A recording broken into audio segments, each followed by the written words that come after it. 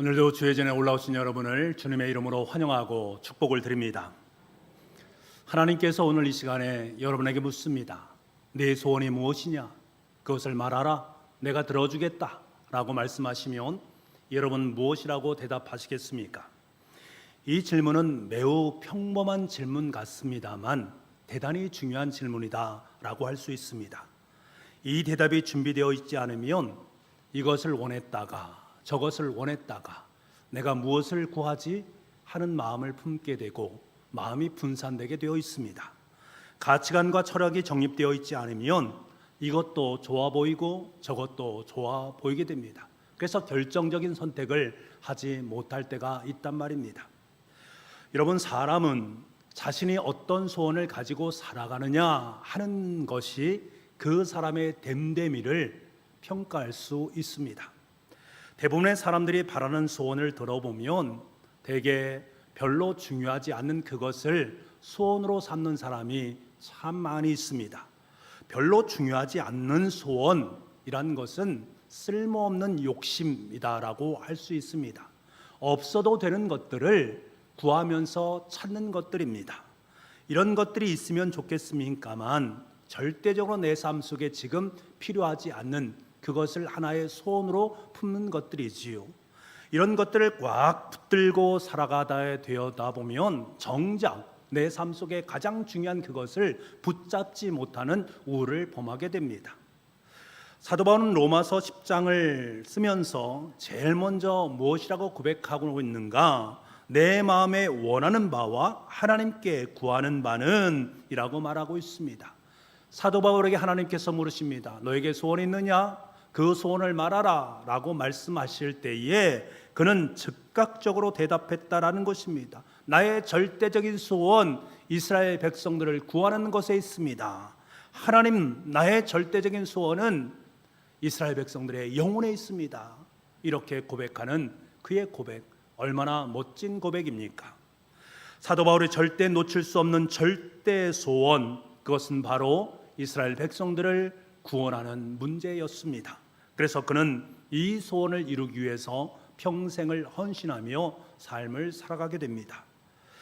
바울의 빌립보서 2장 16절 말씀에 보게 되면 그리스도의 날에 내가 자랑할 것이 있게 하려 함이라 라고 말하고 있습니다.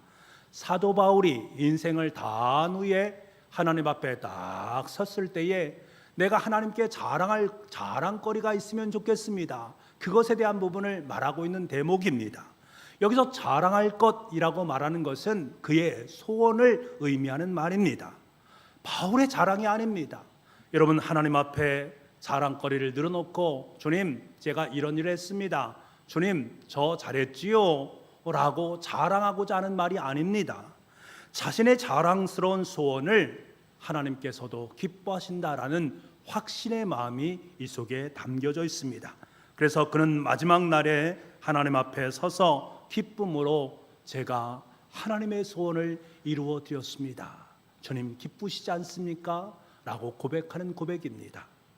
여러분, 우리가 마지막 날에 하나님 앞에 서서 하나님, 제가 한 것들을 보십시오. 제가 한 것들을 하나님께 드립니다. 제가 지금까지 이러한 것들을 쌓았습니다. 제가 지금까지 이런 것들을 이루었습니다. 하나님 앞에 명예와 물질과 직함을 내어놓습니다. 과연 하나님께서 그것을 바라보시면서 어떤 마음을 품으실까? 세상 사람들은 그 명예와 물질과 직함을 바라보면서 그 사람 성공했어, 정말 성공했어 라고 말할지 모르지만 하나님께서는 그것을 별로 중요하게 여기지 않으십니다. 여러분, 혹시 마지막 그날에 하나님 앞에 가지고 나아가서 자랑으로 여길 수 있는 그것이 무엇입니까? 하나님 앞에 내어놓을 소원이 무엇입니까? 하나님께서 기뻐하고 원하시는 소원일 것 같습니까?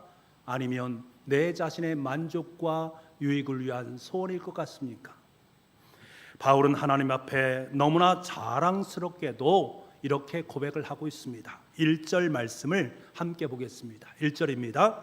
같이 읽겠습니다. 시작. 형제들아, 내 마음에 원하는 바와 하나님께 구하는 바는 이스라엘을 위함이니 곧 그들로 구원을 받게 함이라. 바울의 소원, 그가 원하는 한 가지, 이스라엘 백성들을 구원하는 것이었습니다.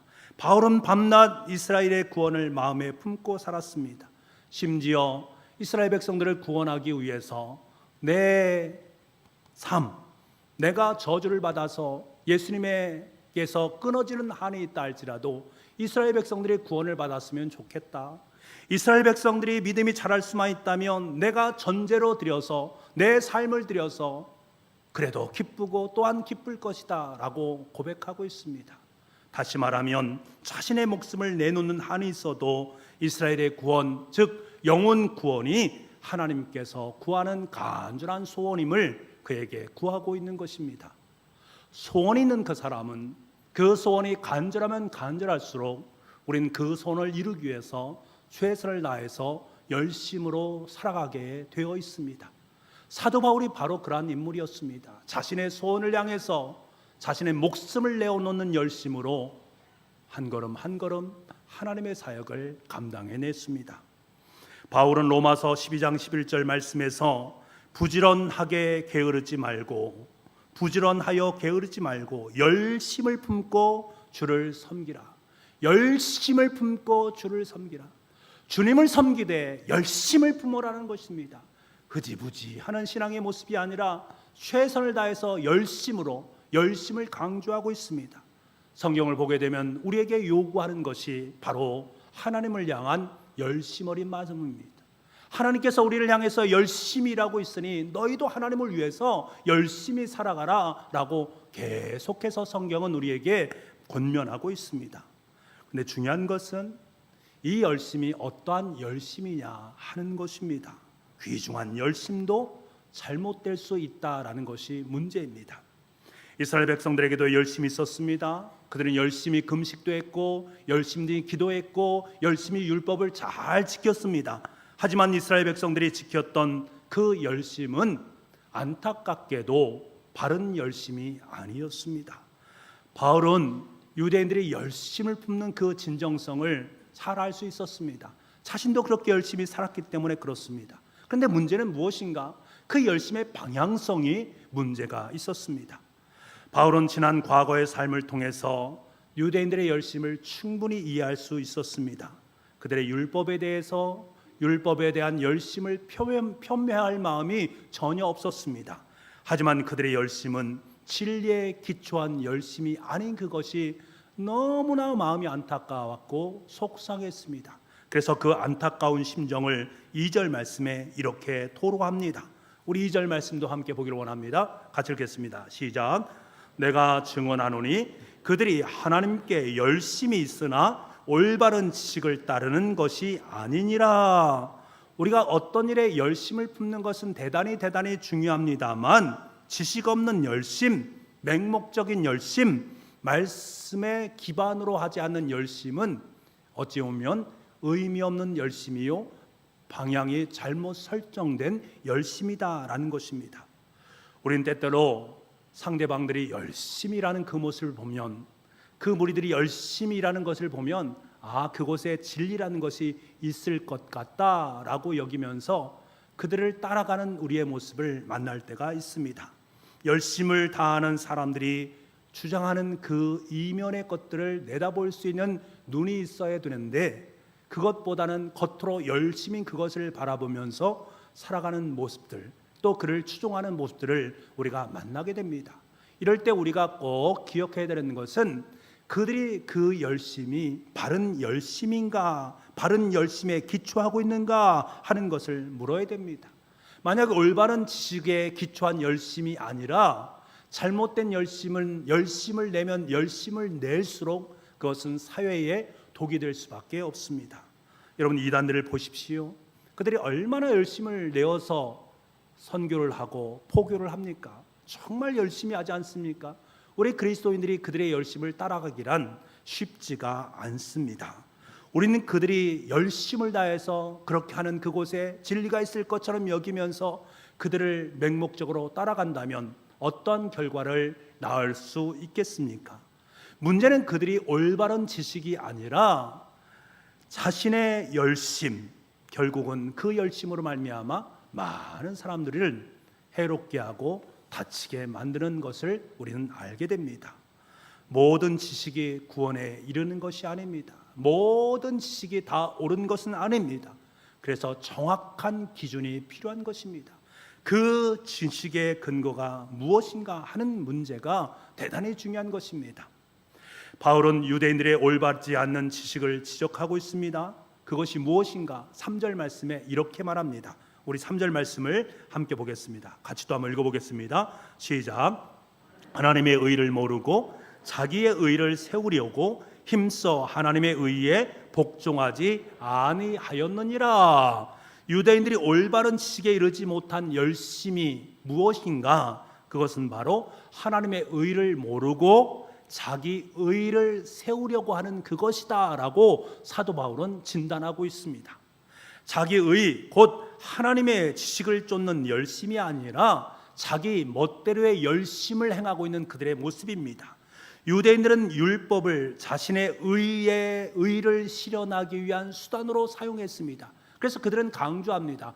율법을 열심히 지켜야 됩니다. 율법으로 우리는 구원에 이를 수 있습니다. 그러니까 열심히 율법을 지키다 보면 어느덧 우리는 구원에 이르게 되어 있습니다. 그러니까 열심히 율법을 행하면서 살아가십시오 라고 아주 강하게 강조를 했습니다. 하지만 행위를 통한 구원에 이를 수 있는 열심, 이것은 올바른 지식에서 나온 것이 아니라 제멋대로의 지식에서 나온 것입니다. 결국에는 이 올바르지 못한 지식으로 말미암아 유대인들은 예수 그리스도 진리 되시는 그분을 십자가에 못 박아서 죽이는 결과를 낳게 된 것입니다. 여러분, 열심히 일하는 것, 그것만을 부러워하지 마시기 바랍니다. 우리가 하나님의 사역을 열심히 감당하는 그 모습 참으로 아름답고 귀한 모습입니다만 우리는 순간순간 질문을 할 수 있고 물어야 됩니다. 행여 하나님, 이 열심이 하나님의 의를 드러내는 열심이 아니라 내 자신의 의를 드러내는 열심은 아닙니까?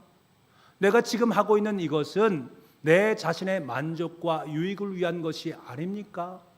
하나님, 지금 내가 행하고 있는 이 열심이 다른 많은 사람들에게 유익을 안겨주고 있습니까? 하나님 나라 확장에 유익이 되고 있습니까? 하는 것을 물을 수 있어야 됩니다. 자기 의만 드러내는 열심은 열심을 내면 낼수록 교회 속에서 분란을 일으킬 수밖에 없고 교회에 혼란을 줄 수밖에 없다라는 사실. 그래서 그곳에는 인간의 열심만 싹이 트게 되어지고 인간의 열심이 판을 치게 되어지면 인간의 소리만 들리게 되어 있습니다. 그 소리가 교회를 분열시키게 되는 것들입니다. 그래서 우리에게 무엇보다 강조한 것이 무엇입니까? 바로 열심의 방향입니다. 이스라엘 백성들은 열심은 있었지만 방향이 잘못되었습니다. 하나님의 말씀을 기반으로 한 열심이어야 되는데 그들은 자기의 만족, 율법을 행하는 자신의 의, 그것만을 하나의 기준점으로 삼음으로 말미암아 많은 어려움을 안겨 주었던 거지요. 사도 바울이 예수님을 만나기 전 사울 시절에 그는 얼마나 열심을 품었습니까? 얼마나 열심히 있었던지 하나님을 위해서 예수 믿는 사람들은 모조리 다 잡아들였습니다. 그리고 저 멀리 다메섹 지방에까지 가서 예수 믿는 사람들을 잡아오려고 했습니다. 요즘 말로 하면 국내에 속한 모든 기독교인들을 다 잡아들이고 저 멀리 외국에 있는 사람, 그 사람들을 잡기 위해서 비행기를 타는 것을 마다하지 않는 열심을 냈던 사람이 바로 사도 바울이었습니다. 얼마나 열심히 있는 인생입니까? 하지만 이 열심의 방향이 잘못되었습니다. 그 열심의 방향이 그리스도인을 핍박하게 되었고, 그리스도인을 핍박한다는 것은 예수님을 핍박하는 것이고, 예수님을 핍박한다는 것은 하나님과의 관계를 어그러뜨리게 만드는 것입니다. 하나님과의 관계가 어그러지고 하나님의 사역을 방해하는 가로막는 역할을 감당했을 뿐입니다. 하나님의 말씀을 기반으로 하지 않는 열심이 얼마나 어긋난 열심인가를 우리는 사도 바울 그 이전의 시절 사울의 상황을 통해서 우리는 잘 알 수가 있습니다. 여러분 분명히 기억하시기 바랍니다. 올바른 지식의 근거를 둔 열심, 하나님의 말씀에 뿌리 내린 열심이 아니면 오히려 그 열심을 내는 만큼, 그 열심을 다해서 최선을 다하는 그만큼 하나님을 대적하고 있다는 것을 꼭 기억할 수 있어야 됩니다. 스스로는 하나님을 위해서 뛴다고 말을 하지만 도리어 그 열심이 하나님의 나라의 확장에 도움이 되기는커녕 도리어 장애가 될 수 있다는 이 사실을 여러분 알아야 됩니다. 열심도 다 같은 열심이 아니란 말입니다. 그러므로 여러분 오늘 이 시간 여러분께서 행하는 열심, 그 열심의 방향을 다시 한번 점검해 보시기 바랍니다. 여러분이 예배를 향한 열심의 방향을 다시 한번 점검해 보시기 바랍니다. 여러분이 하나님 나라를 위해서 봉사하고 섬기는 그 열심을 다시 한번 점검해 보시기 바랍니다. 여러분이 이 나라 이 민족을 위해서 애쓰고 수고하는 그 열심을 다시 한번 점검해 보시기 바랍니다. 그것이 말씀에 근거를 두고 있는가? 그것이 하나님께서 원하시는 열심인가? 다시 한번 여러분의 인생 속에 지금 이 시간 질문을 던지시기 바랍니다. 그 점검을 통해서 진정으로 여러분의 방향을 다시금 설정할 분이 있으면 다시금 설정하시고, 그것이 지금 바른 방향임을 성령님께서 깨닫게 하시면 그 방향으로 더욱더 열심을 내어서 하나님 나라를 확장해 나갈 수 있는 여러분 될 수 있기를 간절히 소망합니다. 그래서 사도 바울은 유대인들에게 열심의 바른 방향을 깨닫게 하기를 원했습니다. 하나님의 의에 이를 수 있는, 하나님의 구원에 이를 수 있는 그 열심을 다시 한번 회복하기를 원했습니다. 그래서 바울은 유대인들에게 가장 근본적인 복음과 믿음과 그리고 구원의 관계성에 대해서 다시금 바르게 정립해 주고 있습니다. 9절 말씀입니다. 이렇게 말합니다. 내가 만일 내 입으로 예수를 주로 시인하며 또 하나님께서 그를 죽은 자 가운데서 살리신 것을 내 마음에 믿으면 구원을 받으리라. 아멘. 아멘. 여러분 정말 중요한 말씀입니다. 하나님의 구원 계획은 너무나도 간단합니다. 많은 사람들이 이 간단한 구원 계획 속에 함께 참여하지 못하는 모습을 보면 너무나 안타깝습니다. 어떤 사람들이든 구원의 길에 이르는 것은 참 쉽습니다. 돈을 요구하는 것도 아닙니다. 지식을 요구하는 것도 아닙니다. 어른 아이든 어른이든 누구든지 다 할 수 있는 방법입니다. 그 방법이 무엇입니까? 입으로는 예수님을 주로 시인하는 것이요, 그리고 예수님의 죽으심과 부활하심에 대해서 믿기만 하면 됩니다. 이것이 구원의 방법입니다. 성경은요 우리에게 분명하게 말씀합니다. 예수님을 마음에 믿고 자신의 입술로 예수님이 나의 모든 죄에서 나를 구원하신 구대주이고 예수님을 통해서만 내 인생이 구원받을 수 있다라는, 그것이 내 인생의 유일한 소망이다라는 것을 입술로 고백하는 것, 그것이다라는 것을 너무나도 분명하고 선명하게 말씀해 주고 있습니다. 그럼 여러분 어떻게 믿음이 생기는 것입니까? 그 믿음이 생기는 그것에 대한 해답은 로마서 10장 17절 말씀에 나오는데요, 그러므로 믿음은 들음에서 나며 들음은 그리스도의 말씀으로 말미암는다. 믿음은 어디에서 나온다고 말씀합니까? 들음에서 난다. 들어야만이 믿음이 생긴다라는 것을 철칙으로 여기고 천명하고 있습니다. 그렇다면 무엇을 들어야 되는가? 이것이 중요한 것이 아니겠습니까? 예수님의 말씀을 들어야 되는 것입니다. 우선 중요한 것은 그리스도의 말씀을 듣는 것입니다. 그래서 우리의 믿음의 선친들, 저와 여러분들도 그리스도의 말씀을 들었습니다. 그 들은 말씀이 내 삶 속에 믿음으로 들어오게 되어진 것입니다. 이것을 우리는 안다면 우리는 말씀을 들을 수 있는 삶을 살아가야 될 뿐만 아니라 말씀을 나눌 수 있는 삶 또한 함께 살아가야만 합니다. 우리는 믿지 않는 영혼들을 향해서 하나님의 말씀을 들려줄 수 있는 은혜가 있어야 된다라는 사실입니다. 그래야 그들이 구원을 받을 수 있지 않겠습니까? 어떤 믿음이 좋으신 할머니 한 분이 계셨습니다. 그분이 원치 않은 병에 걸리셔서 병원에 1년 정도를 입원하게 되었습니다. 그분이 평상시에는 전도하는 일에 참 열심이었던 분입니다. 그런데 병원에 입원하니까 이 전도를 할 수 없는 것입니다. 그것이 너무나 큰 부담으로 마음속에 작용했습니다. 하나님 앞에 기도하기 시작했습니다. 하나님, 제가 밖에 있을 때는 하나님의 말씀, 복음을 사람들에게 들려주기 위해서 애쓰고 수고했는데 지금 병원에 있다 보니 그것을 행할 수 없어서 마음이 답답합니다. 하나님 지혜를 좀 베풀어 주십시오. 하나님께서는 그 할머님에게 참으로 귀하고 복된 지혜를 베풀어 주셨습니다. 할머니에게 아르바이트 대학생을 고용할 수 있도록 만들어서 그에게 하루에 3시간 내지 4시간 정도 하나님의 말씀을 읽어달라라고 하는 그러한 지혜를 주었단 말입니다. 내가 병이 들어서 성경을 읽을 수가 없습니다. 내가 그래서 당신에게 시간을 내어서 하루에 3시간, 4시간 하나님의 말씀을 읽어주면 그에 따른 아르바이트 비용을 당신에게 드리겠습니다 라고 대학생을 고용했단 말입니다. 그리고 그에게 아르바이트 비용을 주었겠지요. 이제 그 학생은 성경을 읽기를 시작합니다. 마태복음부터 시작해서 차근차근 하나하나 읽어내려갑니다.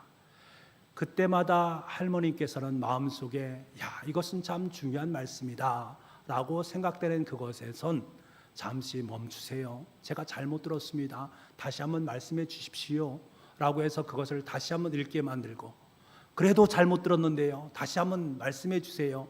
또 한번 읽도록 만들었습니다. 2-3번 그 중요한 말씀을 읽도록 만들었단 말입니다. 그런데 참으로 놀랍고 귀한 것은 그 학생이 그 말씀을 읽으면 읽을수록, 중요한 말씀을 반복해서 읽으면 읽을수록 그 말씀이 은혜로 그의 심령 속에 들어오기 시작합니다. 성령님께서 그의 삶의 자리 속에 강하게 역사하는 것을 깨닫게 됩니다. 그리고 자신의 죄를 고백하게 되어지고 주님께로 돌아오게 되어집니다. 이러한 일들이 할머님께서 1년 동안 병원에 계실 동안 10명 정도에게 이러한 일들이 벌어졌다고 합니다. 여러분, 믿음은 들음에서 나는 것입니다. 여러분도 그 누군가의 하나님의 말씀을 들려줌으로 말미암아 여러분을 믿지 않았습니까? 초대교회 성들은 핍박을 받으면서도 하나님의 말씀을 세상 사람들에게 들려주기를 원했습니다.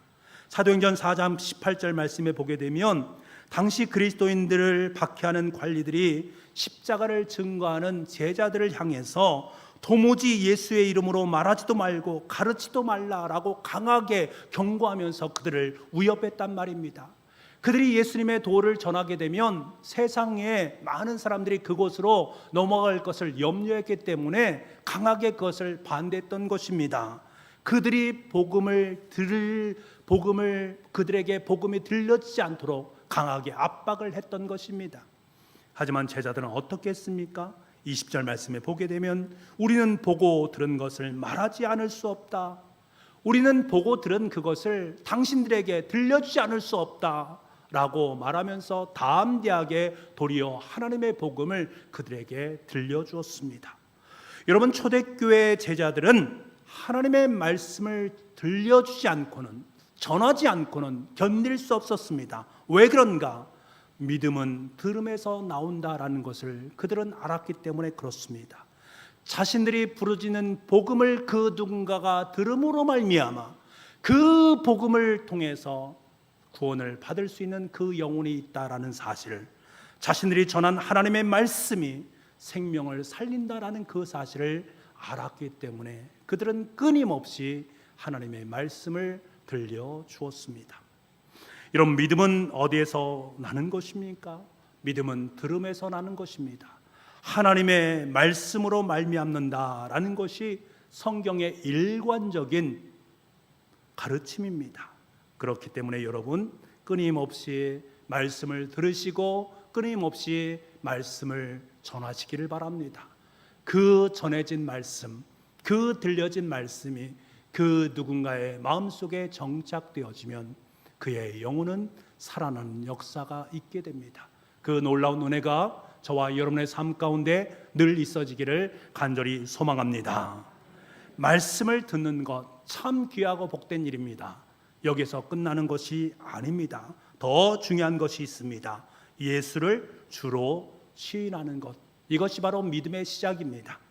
그런데 여러분, 예수님을 주로 시인한다라는 이것이 입술로 예수님을 시인하는 것 참 쉬운 것 같지만 결코 쉬운 것이 아니라는 것이 문제입니다. 이 말은 단순히 입술로 시인한 것을 넘어서서 나의 주권을 하나님께 내어드리는 것을 의미하기 때문입니다. 내 인생의 주인이 내가 아니라 바로 예수님이십니다. 내 인생 받아주시고 내 인생 사용하여 주옵소서. 내 인생을 하나님께 전부 내어드리는 것, 그것이 바로 내가 주님을 인정하고 시인하는 것입니다. 바울의 말한 9절 말씀 다시 한번 여러분 읽어보기를 원합니다. 9절 말씀 다시 한번 읽도록 하겠습니다. 시작.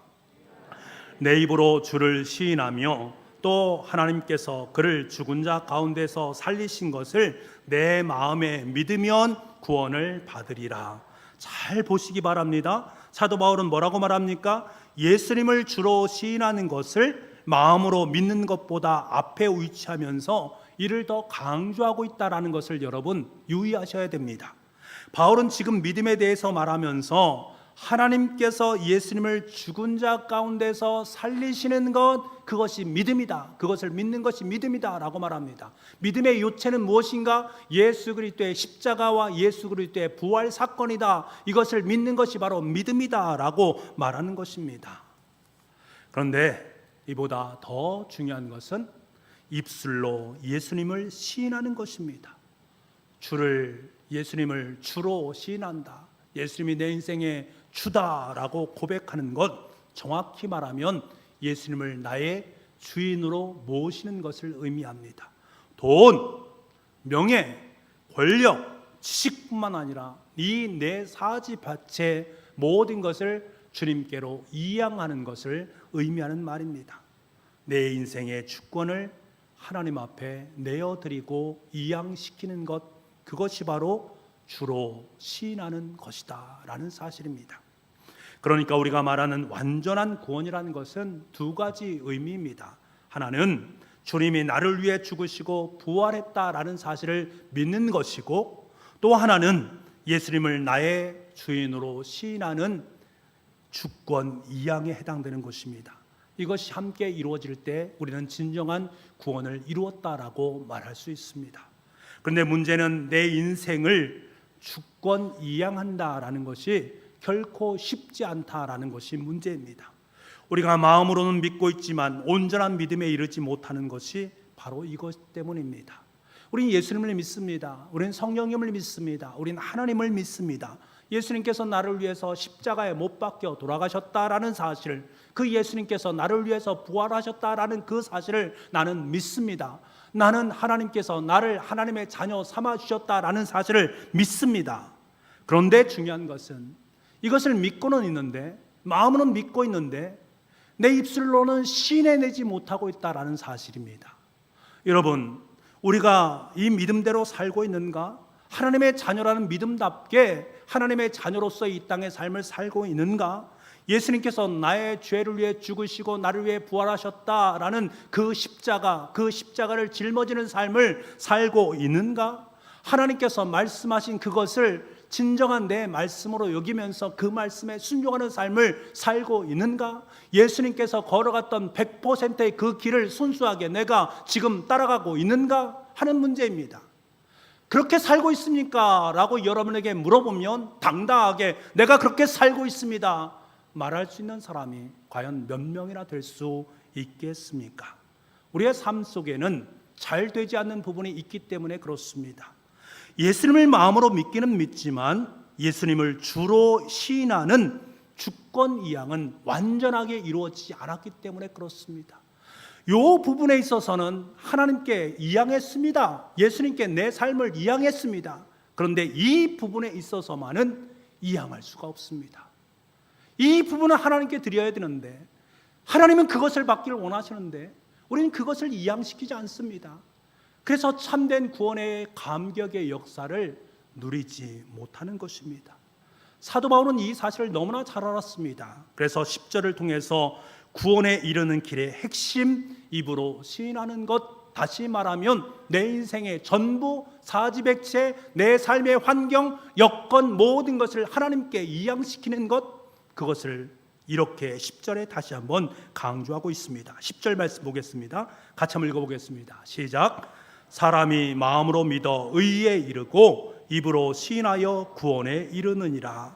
예수님을 마음으로만 믿으면 의에는 이를 수 있습니다만 그것으로 끝나면 안 된다라는 거예요. 입으로 시인해서 구원을 받아야 된다라는 것을 말씀합니다. 나는 예수 믿습니다 라고 마음으로만 믿는 사람은 의에 이를 수 있습니다만 구원의 놀라운 역사를 체험하기는 어렵다라는 것입니다.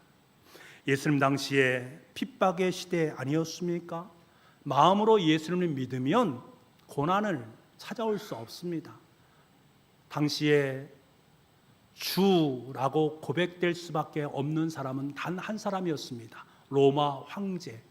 로마 황제에게만 주라는 권위가 주어졌단 말입니다.